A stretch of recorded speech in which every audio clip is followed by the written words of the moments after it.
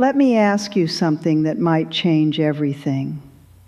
What if the most dangerous moment of your entire day is the moment you think you're finally safe?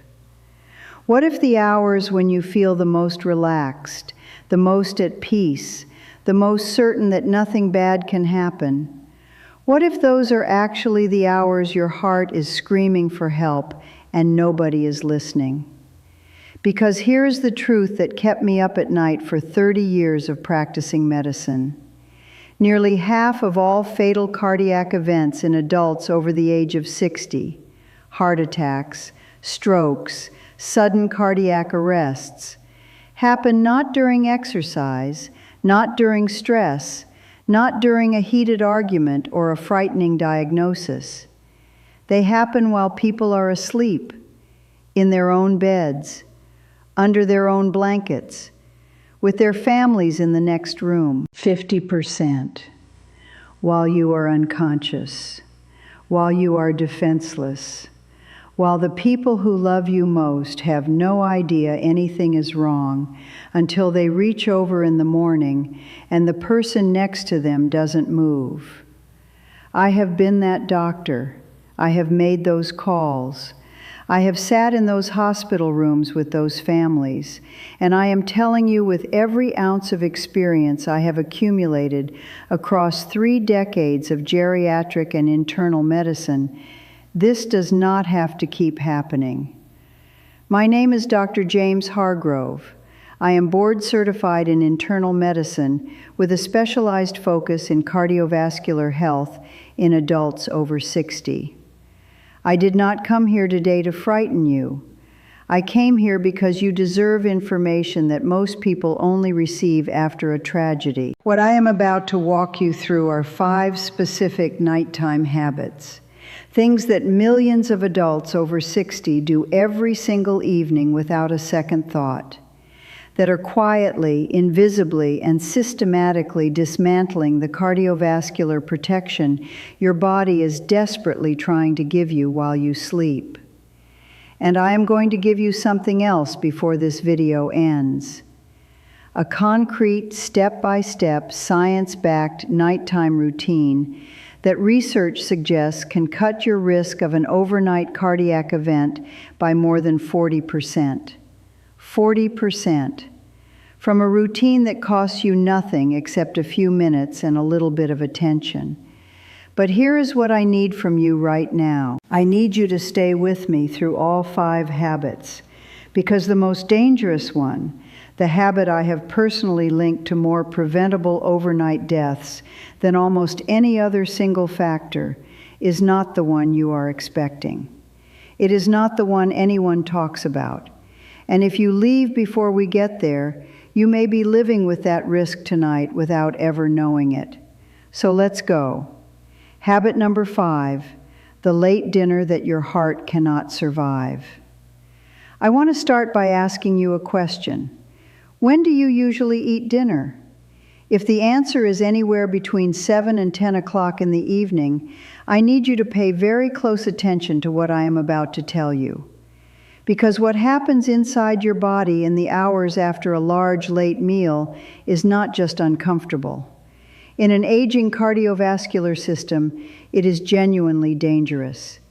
Here is the biology, and I want you to understand this deeply, because when you truly grasp what is happening, you will never think about late eating the same way again. When you consume a large meal, your body has a massive job to do.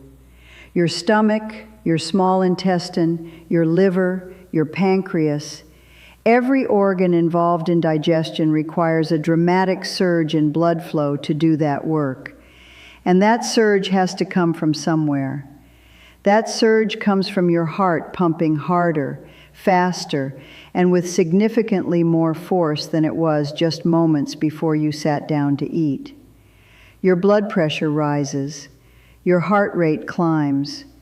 Your circulation shifts away from your brain and your coronary arteries and toward your gut. Now here is the catastrophic part. Your body has a natural biological clock, a cardiovascular rhythm that is ancient and deeply programmed into your physiology.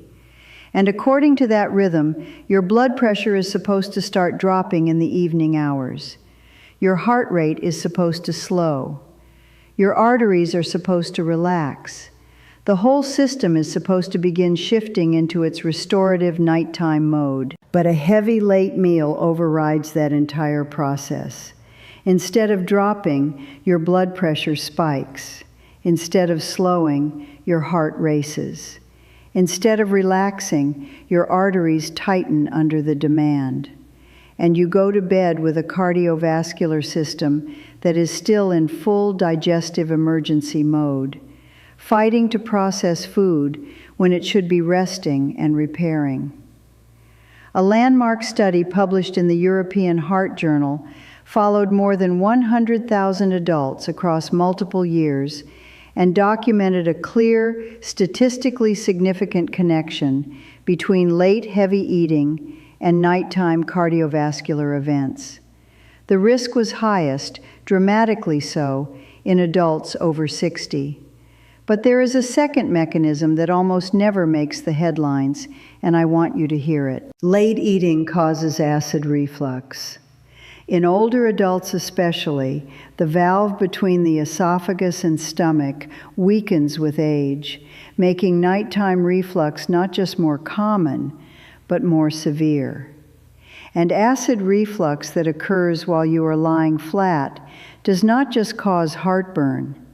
It directly stimulates the vagus nerve, a critical nerve that runs alongside your esophagus.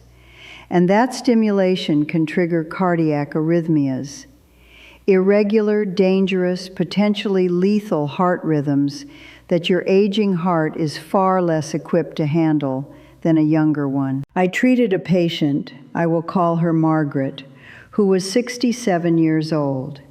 She came to me complaining of fatigue and occasional palpitations. She ate dinner every night around 9 o'clock, always a generous portion, and went to bed around 10:30. She thought she was perfectly healthy. A 24-hour heart monitor told a completely different story. Every single night, between midnight and 3 in the morning, her heart was producing dangerous, irregular rhythms. Right in the window when her body was straining to process that late, heavy meal. We made one change. Dinner moved to 6:30. Portions got lighter. 3 weeks later, her nighttime rhythms were completely normalized. She told me, "Dr. Hargrove, I had been doing that to myself every single night and I had no idea." Most people don't. The rule is this: eat your last meal at least 3 hours before you lie down. Keep the portions modest. Keep the content light. Your heart will work less, rest more, and live longer because of it. Habit number 4, the dangerous comfort of going to bed thirsty. This one surprises nearly everyone I tell it to. And yet once you understand what is happening in your bloodstream while you sleep without adequate hydration, I promise you, it will become one of the most urgent things on your mind every evening. After the age of 60, your body's thirst mechanism deteriorates significantly. The neurological signals that tell you that you need water become weaker, slower, and far less reliable. You can be clinically dehydrated and feel almost nothing. No dry mouth, no headache, no desperate craving for water. Just a quiet, invisible deficit accumulating in your blood. And many older adults compound this problem deliberately. They limit their evening fluid intake to avoid waking up in the middle of the night to use the bathroom. I understand that logic completely. Uninterrupted sleep feels precious, and nighttime trips to the bathroom feel disruptive. But here is what that choice is doing to your blood. When you are dehydrated, your blood becomes thicker, more viscous, more sluggish. It moves more slowly through your vessels, and slow-moving concentrated blood has a dramatically higher tendency to form clots. Now layer on top of that the natural physiological slowdown that happens during sleep. Your heart rate drops. Your circulation slows even further. Your blood is moving at its absolute minimum velocity through arteries that after 60 years of life are already somewhat narrower, somewhat stiffer, somewhat less forgiving than they were when you were 30. You have now created the perfect biological environment for a clot that forms in a leg vein and travels to the lungs, a clot that lodges in a coronary artery and triggers a heart attack, a clot that blocks a vessel in the brain and causes a stroke. A study published in the Journal of Cardiovascular Disease found that even mild dehydration, not severe, not dramatic, just mild, raised the risk of nighttime cardiovascular events by more than 60% in adults over 55. 60% from something as simple and invisible as not drinking enough water. I have a patient, I will call him Robert, who was 71 years old and genuinely believed he was in good health. He was proud of the fact that he slept straight through every night without waking. His method was strict. No fluids after 6 in the evening, no exceptions. One morning, his wife reached over and found him unresponsive. He had suffered an ischemic stroke while they slept. A clot had blocked a critical artery to his brain. His blood work showed severely concentrated viscous blood. The hospital team documented dehydration as a contributing factor without hesitation. Robert survived, but he lost the use of his right hand permanently. He asked me, when he was able to speak again, to tell people his story. He does not want the choice he made to cost anyone else what it cost him. The solution is straightforward, and it does not require you to sacrifice your sleep. Drink a full glass of water 1 to 2 hours before bed. Use the bathroom completely before lying down. Place a small glass of water on your nightstand for the night. One extra bathroom trip is not a tragedy. A stroke is. Habit number 3, the killer that sounds like snoring. We are now in the top 3, and I want you to feel the weight of what I am about to tell you, because this habit, this condition, is silently ending lives across this country every single night. And the people living with it have almost no idea.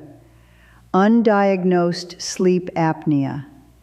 Sleep apnea is a condition in which the airway partially or fully collapses during sleep. Breathing stops, sometimes for 10 seconds, sometimes for 30 seconds, sometimes longer. And in moderate to severe cases, this cycle of collapse and recovery can happen 200, 300, even 400 times in a single night. Think about what that means for your heart. Every single time your airway collapses and breathing stops, the oxygen level in your blood plummets. Your brain detects the emergency and does exactly what it is designed to do. It floods your body with stress hormones. Adrenaline surges. Your heart rate spikes. Your blood pressure shoots upward. Your arteries constrict. Your system goes from rest to crisis in seconds. Then breathing resumes. Oxygen returns. Everything normalizes. And then it happens again, and again, and again. Hundreds of times while you believe you are sleeping peacefully. Hundreds of cardiovascular emergencies, each one placing enormous strain on a heart that was supposed to be resting, recovering, and repairing itself. Research from Johns Hopkins University found that untreated sleep apnea triples the risk of nighttime heart attacks. Triples, and quadruples the risk of strokes. Studies published in the Journal of the American Medical Association estimate that more than 80% of moderate to severe sleep apnea cases in adults over 60 are completely undiagnosed. 8 out of 10 people living with this condition have no idea they have it. Why? Because the most dangerous episodes happen during sleep. You don't remember them. Your partner may have gotten used to your snoring. Your daytime symptoms, fatigue, brain fog, irritability, morning headaches, get attributed to aging, to stress, to poor diet. The real cause goes unidentified for years, sometimes forever. The warning signs to watch for are these: loud, chronic, disruptive snoring. Not occasional snoring, but the kind that has driven your partner to a different room. Waking up choking or gasping. Morning headaches that are present before you've done anything. Extreme fatigue during the day, no matter how many hours you were in bed. And blood pressure that refuses to respond to medication, even when you are taking it correctly and consistently. I treated a patient, 64 years old, I will call her Donna. She had snored for years. Her husband had moved to the guest room. She assumed it was embarrassing but harmless. One night, her oxygen dropped so dangerously during a sleep apnea episode that her heart developed a severe arrhythmia. She woke up in an emergency room with a cardiologist telling her that she had come within minutes of not waking up at all. She uses a CPAP machine now. Her nighttime blood pressure has dropped 22 points. She told me it saved her marriage and her life. If you snore, if you wake up exhausted, if your blood pressure refuses to be controlled, please talk to your doctor about a sleep study. It is not optional. It is not something you can defer until next year.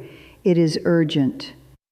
Habit number 2, the pill you keep forgetting that is slowly betting your life. Nearly every adult over 60 who is managing high blood pressure, heart disease, or any cardiac condition knows they should take their medication consistently. And nearly every one of them has skipped a dose, taken it late, or told themselves that one missed pill probably doesn't matter. I need to be very direct with you right now. It matters enormously. Your blood pressure is not a constant number. It is not the same at noon as it is at 3 in the morning. Your cardiovascular system follows a precise biological rhythm across every 24-hour cycle. And the most dangerous moment in that entire rhythm happens in the hours just before you wake up. Between 3 and 6 o'clock in the morning, your body begins preparing to transition from sleep to wakefulness. Cortisol surges, adrenaline rises, heart rate increases, blood pressure climbs, and it climbs fast and it climbs high. This is called the morning surge, and it is a perfectly natural process that your cardiovascular system is designed to handle. When your medication is on board, when it has worn off, when it has been skipped, delayed, or taken at the wrong time, the morning surge encounters no resistance. Blood pressure spikes to dangerous levels. The pressure inside your arteries builds against plaques that have been accumulating for decades. Those plaques crack under the strain. A clot forms over the rupture site in minutes, and a heart attack or stroke happens before the sun rises, before you ever opened your eyes, before anyone knew anything was wrong.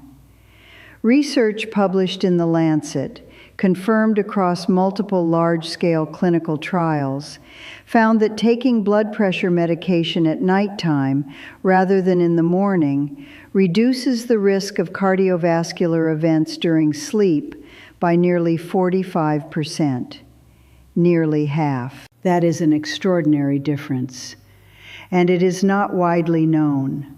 Most prescriptions are still written as take once daily in the morning because that is the default, not because it is the safest option, not because it provides the best nighttime protection, just because it has always been done that way. I am not telling you to change your medication schedule without talking to your doctor. I am telling you to have that conversation specifically and urgently. Ask whether bedtime dosing would be safer for your cardiovascular profile. Ask what the data says for your specific medication. And in the meantime, take your doses, every single one, at the same time every night. Set a phone alarm if that is what it takes. Do not travel without your medication.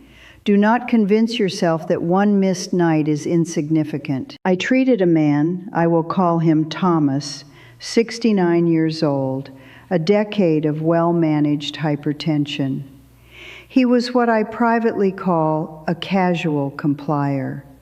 Most days he took his medication, but when he traveled, when he forgot, when the bottle was in the other room, he let it go.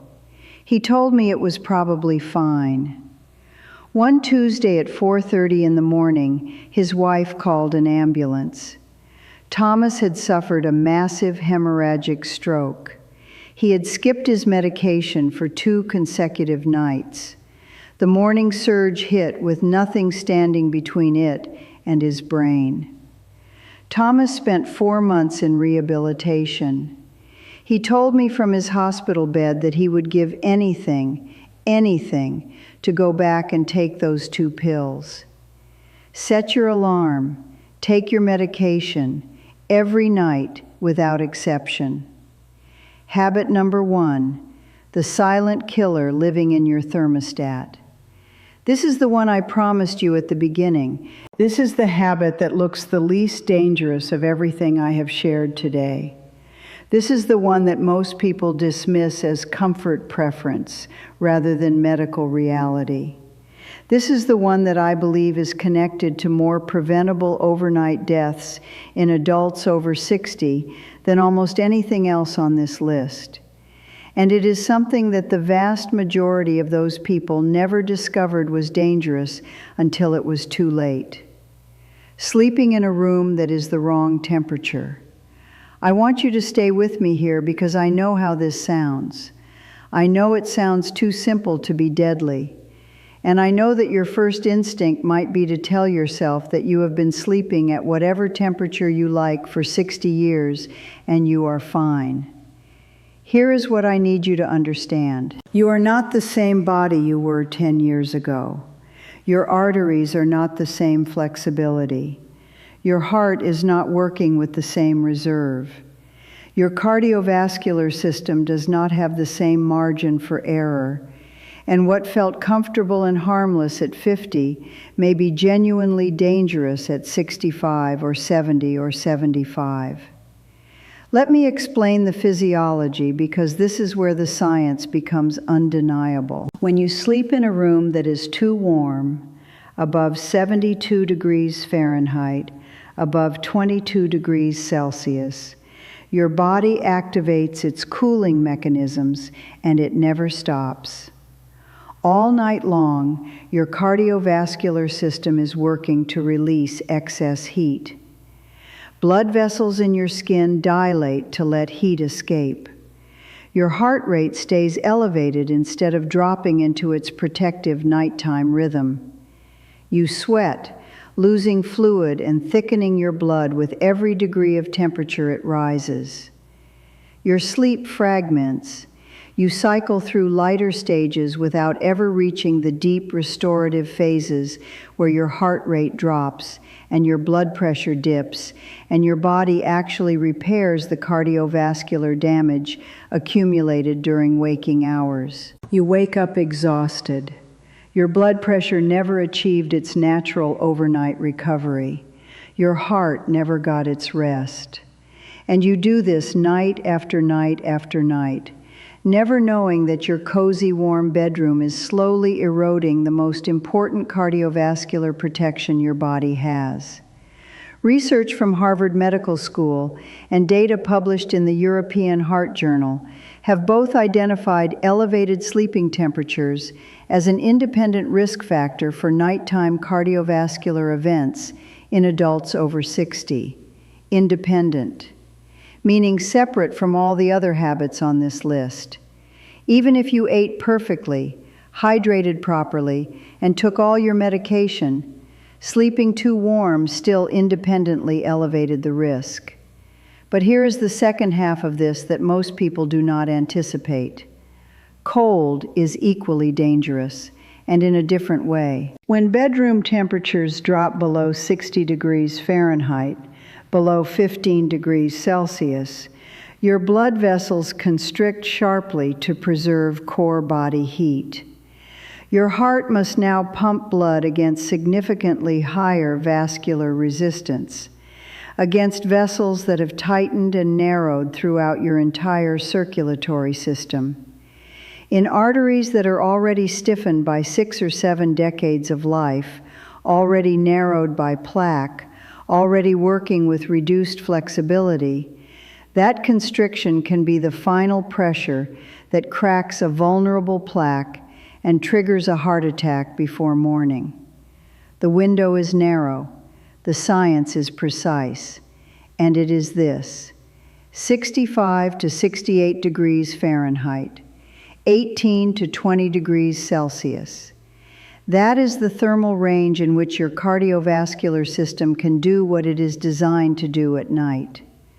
Heart rate drops, blood pressure dips, sleep reaches its deepest restorative phases, your arteries relax, your heart repairs. A room that is 2 or 3 degrees too warm may feel perfectly comfortable. Your body may not protest at all, but your heart is measuring the difference in every beat, every hour, all night long. And over months and years, that difference accumulates in ways that eventually show up in an emergency room. Check your thermostat tonight. Set it between 65 and 68 degrees. This is not a preference. This is cardiovascular physiology. And it may be the most important thing you do for your heart that does not cost a single dollar. The protective nighttime routine that can change everything. Now I want to give you exactly what I promised. The practical routine that ties all of this together into something you can start tonight. At 6:30 in the evening, sit down for your final meal of the day. Lean protein, vegetables, nothing fried, nothing heavy. After that meal, no more food. Water only from that point forward. At 8 o'clock in the evening, drink a full glass of water. Take any prescribed medications exactly as directed. If you have not yet had the conversation with your doctor about nighttime dosing, write yourself a note to have that conversation at your very next appointment. And set a phone alarm right now, tonight, so that missing your medication is no longer a possibility. At 9 o'clock, begin the transition. This means no emotionally charged television, no tense phone calls, no scrolling through news that makes your heart rate rise. Dim the lights in your home. Let your nervous system receive the signal that the day is ending. At 9:30, set your thermostat to 66 degrees. Fill a small glass of water and place it on your nightstand. If you have any reason to suspect sleep apnea, any snoring, any unexplained fatigue, any blood pressure that is hard to control, position yourself to sleep on your side with a pillow supporting the natural curve of your neck. At 10 o'clock, use the bathroom completely before lying down. Take any final medications, and as you settle into bed, take 5 slow, deliberate, deep breaths, inhaling through the nose for 4 counts, exhaling through the mouth for 6. This activates your parasympathetic nervous system. It signals your heart rate to drop.